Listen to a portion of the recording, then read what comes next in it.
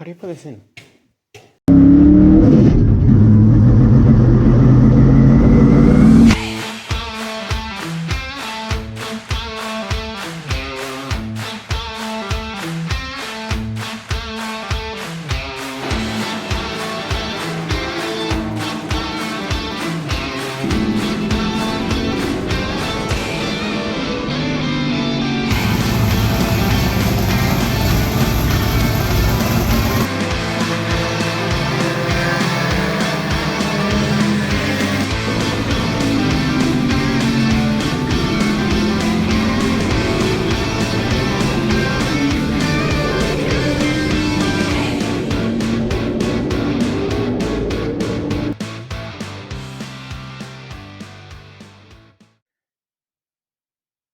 If you watched the last video, I was pretty bummed out at the end there. The way I look at it, I got three options. I can whine about it and throw in the towel. No. I can take this somewhere and have someone go through it and make sure everything's okay. That costs money. Or I can learn as much as I can and dive in head first. So here we go. So first glance, everything looks to be okay. I think what we're going to do is we're going to get all the push rods out, take the lifters out, inspect all of them, get a real good look at the cam. I might even try to get my bore scope working. I got one of those cheap Amazon ones that you can plug into your phone. We'll try that. It's better than nothing. Get a good look at everything. Then we'll flip it over. We're going to pop the rod caps off, all the bearings. Check them out. I've got this right here. This stuff. Plastic gauge. And we'll use that to check our tolerances on our bearings. As long as everything checks out, it'll be new rod bolts, new gaskets all the way through it, and we'll reassemble it. I got a whole bunch of assembly lube there. Gonna slather everything up. Got a brand new torque wrench. Now, from Tecton. Couldn't think of the name of them there. Pretty cool. This company's based out of Michigan. They are huge supporters of local short track racing, especially out at the Berlin Raceway. So try to support the people that support racing.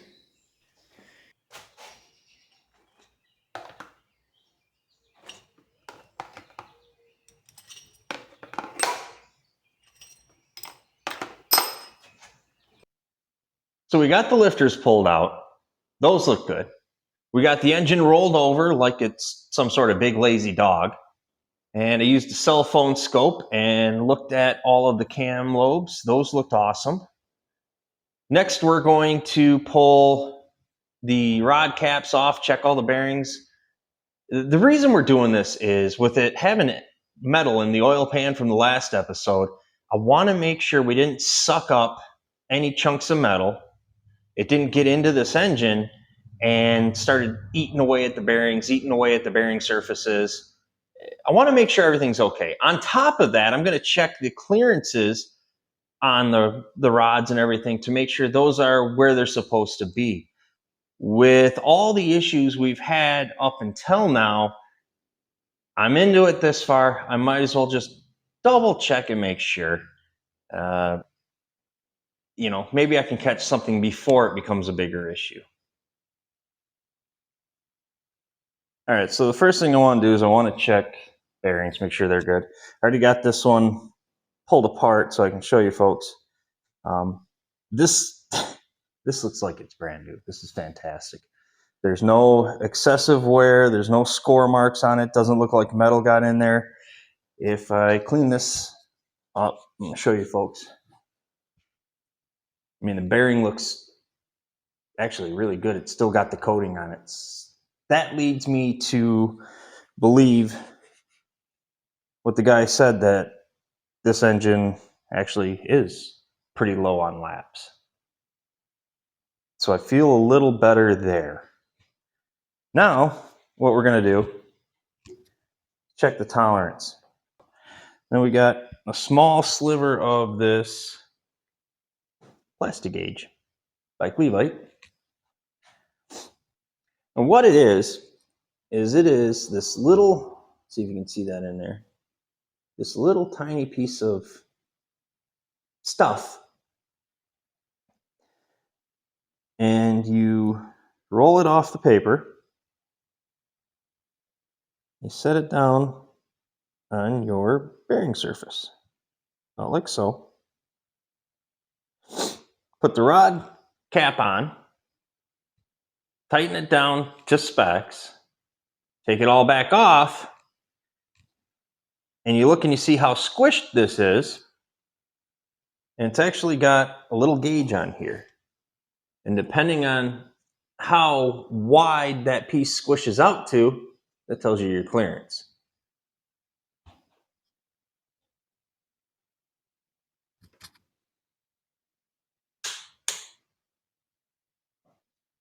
One of the recommended ways to tighten down rod bolts is to measure the rod stretch. And apparently to do that, you need one of these. Sure. So I went and got one. And the way you do it is you take your new rod bolt and you set it in here. Torque stick to about 50 grunts per square inch, and double checked, made sure all the rod caps were torqued down like they're supposed to be. So that's good. Then I went to my old buddy, John Culp at Union City Speed Shop. He's been a great help with this car. I have asked every dumb question you can about the car and this engine, and he hasn't hesitated trying to help me out. Sometimes even pointing out just how dumb the question is. But went there and picked up this guy. This is a brand new Champ oil pan. It's got the windage tray in it. It's got all sorts of bells and whistles and doohickeys and doodads that every gearhead needs. Downside is, when I went to throw this on the engine, I found out that the old oil pump, well, it's specifically made for the old oil pan. And it's not one of those setups where you can just swap around the pickup tube real easy. It's set for that pan. So we yeet that. Went and got a new Melling high volume oil pump for this that does allow interchangeable pickup tubes. So we're going to put a tube on this, put the pan on this, then we're going to get this thing to roll over like a Labrador, start working on the top end. We can get the roller followers in, get push rods in, start working on getting the intake in, rockers, all this stuff. Hopefully get this buttoned up, then put this to the transmission, and the transmission and this and that. We got our new pickup tube, getting ready to put that on the new oil pump. And it's kind of a press fit. And you can see this is already starting to fog up. Reason for that being, I actually stuffed this in the freezer overnight, so that way it shrinks down and hopefully it'll slide in here a little easier. So I gotta put a little lube right in there. We can put this on. And by the way, viewers, if I don't know if you can tell or not, we're going through a bit of a heat wave right here. And I am sweating like a pig that knows he's dinner. I am not even joking. So I apologize about that. And if you're watching this in smell-o-vision, I profoundly apologize. So we'll get this slid right in here. Maybe.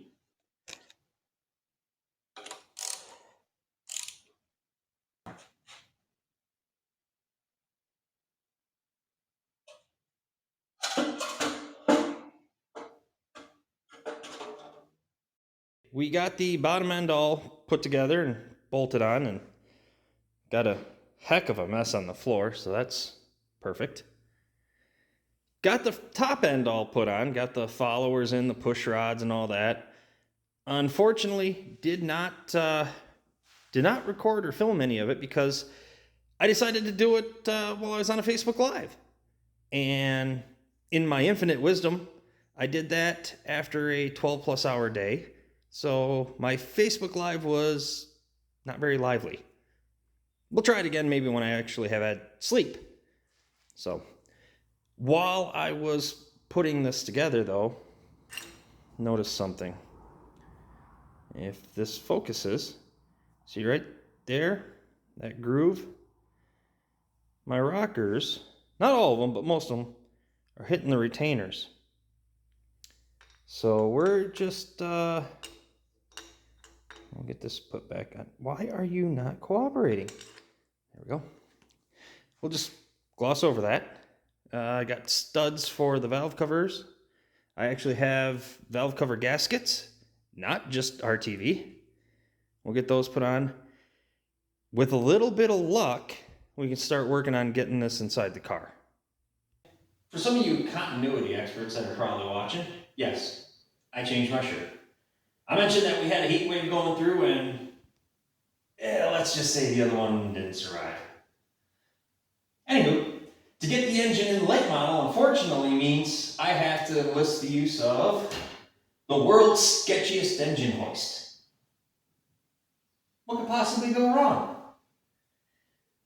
On this, it has the shortest lift arm known to man, which means I can't just come at it from the front. The other car, when I pulled the engine and transmission out, I had to cut bars out of the way and basically run it right up to the cross member to get the engine out. I really don't want to cut a bunch of the front end bars out of the new car. So looking at it and trying to figure it out, the best way I figured it out is I'll come in from the side, be able to kind of set the engine down that way. The downside to that is, if you watch the previous episodes with the world's sketchiest engine hoist, the casters on this are kind of egg-shaped, so it really doesn't want to roll well. And I'd rather not have the extra weight of the transmission hanging off the back. Plus that means I'd have to come in way up here and then slide backwards. And this thing rolling sideways is probably not a good idea. So I've got the transmission preloaded on the chassis underneath, roughly where, well, it'll be behind the engine at least.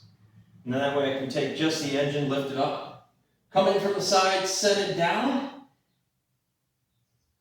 Yeah, and we'll go from there.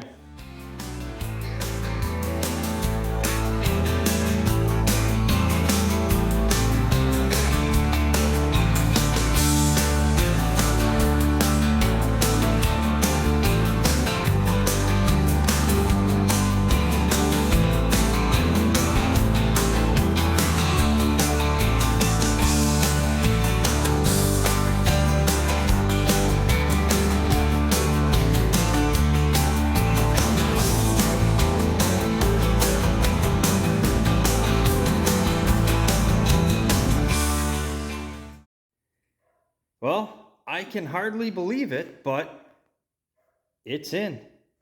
Thanks to the world's sketchiest engine hoist and the world's second sketchiest assistant.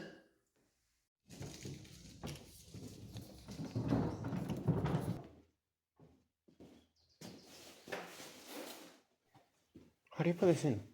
What's that? How do you put this in? We got it in. It was only moderately to not quite severely scary. I do have a little work to do. I'm gonna have to make up a different mount for the back side because we dropped bolts in on the front just to keep it from moving. So I'll have to make something up back here, but that's minor. We can do that, no problem. It's in. Oh, this is a good day. In addition to having to fab up mounts so we can get the holes closer, which they'll be a lot closer once we get the transmission on here, if I take a tape measure and I measure the bottom of my frame rail here, we are 9 1/4 inches. And if I take and I measure to the bottom of my oil pan, I am 6¼ inches. So we are 3 inches lower with our oil pan than we are to the bottom of the frame rail. And what that means is when I go into the corner and stand on the brakes and the car weight transfers to the front, we're gonna grind the oil pan into the pavement harder than a Michigan snowplow and lighten the car by about 7 quarts of oil. So not only do I have to line up the holes, I also got to raise this thing up about 3 inches. Another thing we need to consider is, per the rules, I'm allowed 5 inches of engine setback. And I talked to one of the officials. The way they check that is they measure from your upper control arm ball joint, right there, to your number 1 cylinder, spark plug, right there. So, if I take and turn on my trusty little laser light, and well, let's set the mood here a little bit. There we go. As you can see, I've got the laser light pointed right across my upper control arm ball joint, and it's going to roughly the same spot on the other side. We'll take my tape measure and just do a quick check here. And I don't know if you can see that or not, but we're about 7 inches. So, in addition to having to move the motor up about 3 inches, I've got to move it forward too. Odds are, we're not going to finish high enough to where they're going to actually check that, or at least be that thorough. But I did just tell all of you that. And, well, it's kind of like an old saying, anything you say can and will be used against you. So we're going to fix it. Means all new motor mounts, lots more work.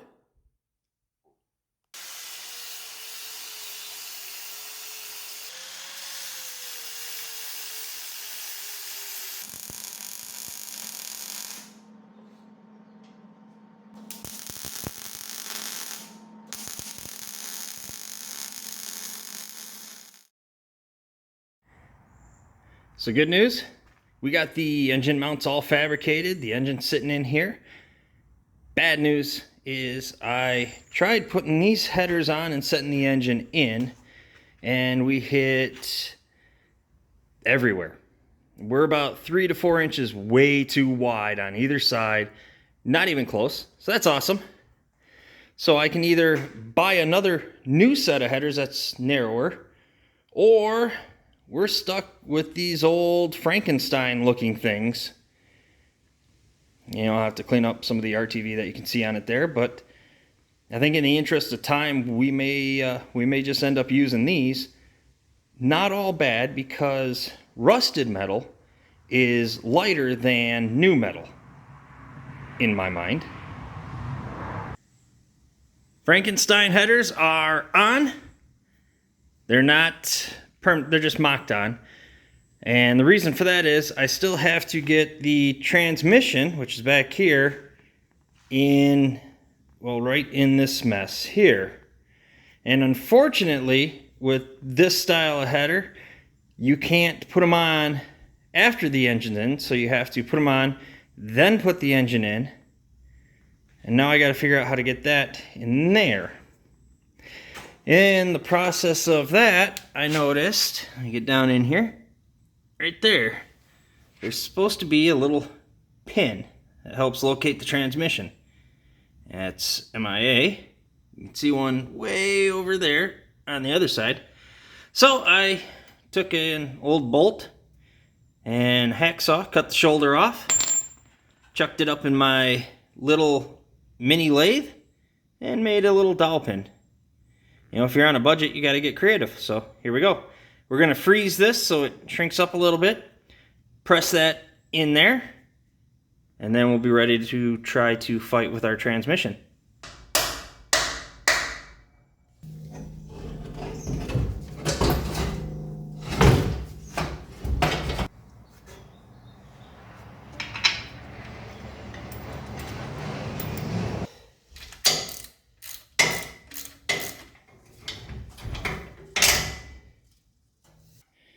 Well, figured I'd take a moment and introduce you to two of the non-tax deductible dependents out here in the race shop.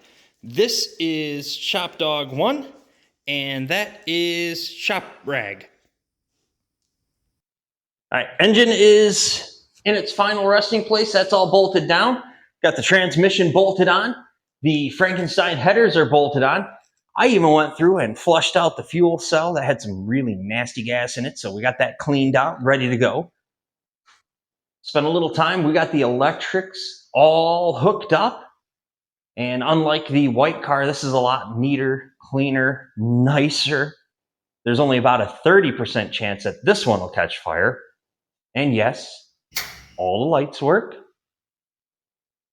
So we've got that done. We got a lot left to do on this car. I really want to try to see if we can get it running in this video. Don't have a lot of time left, so cue the music.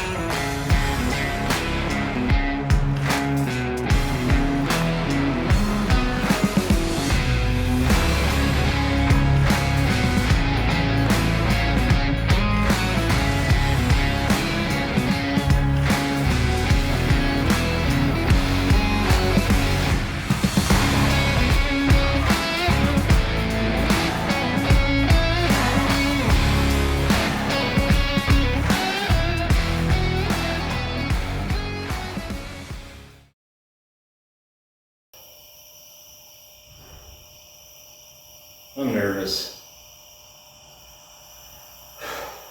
Here goes.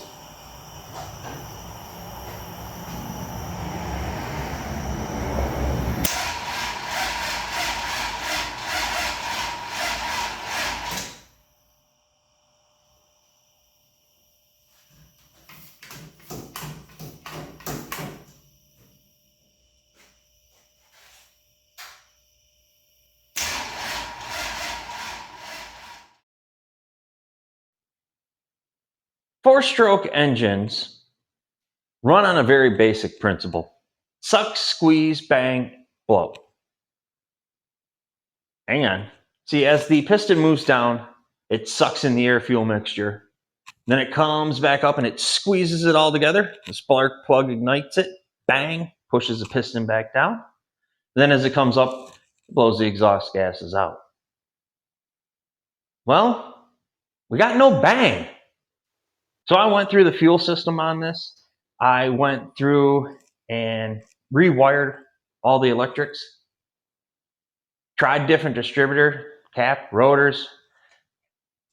Tested the coil on it using the proper procedure as described on that other YouTube channel. That checked out. Ended up figuring out needed one of these, new ignition system, or at least control module. Buddy of mine, John Sadison Racing, hooked me up, sent me this one in black. So big thank you to him. While I was waiting for that to come in, I decided to finalize the mounting of the body on most of this. I'm sure you probably noticed it was on, off, on, off. Well, now it's on and completely in the way. So definitely did not think that through.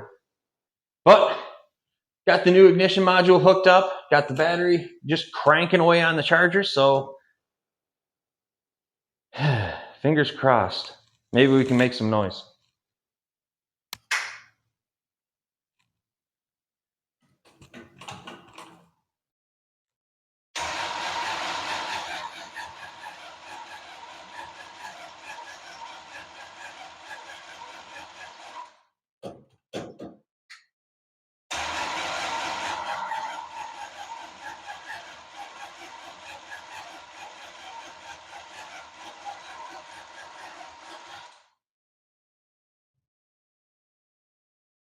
No.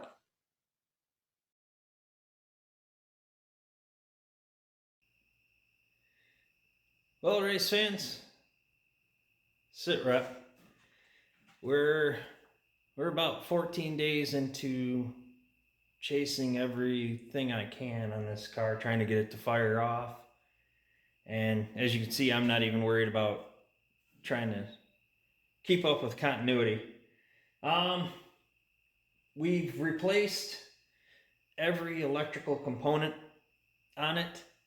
Batteries, the ignition system. Again, thank you again to John Sadison for helping out. And still could not get it to fire off. And finally ran a compression test on it.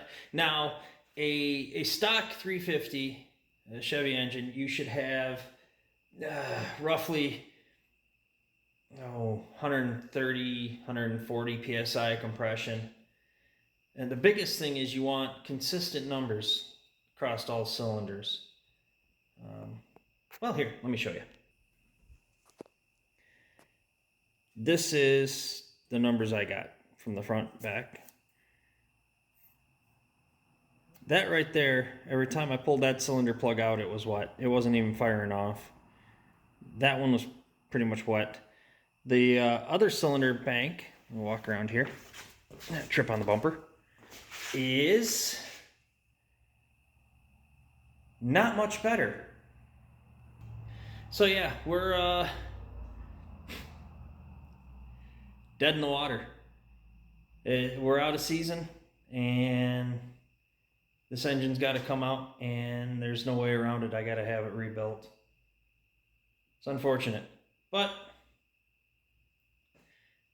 such is life. You know, I really wanted to end this on a positive note. I really wanted to get this car running.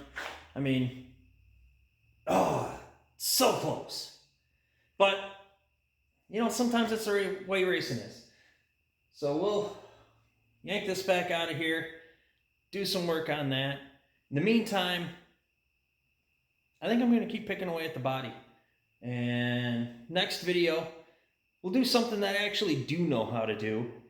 We'll put some vinyl on this thing and pretty it up so that way we're that much further along for the start of next year. Yeah, really wanted to end on a positive note. Really wanted this thing to bark off for you guys, but just wasn't in the cards. Appreciate you watching. Make sure to like the page, follow, send me a message, comment down below. See you next time. Thank you for watching.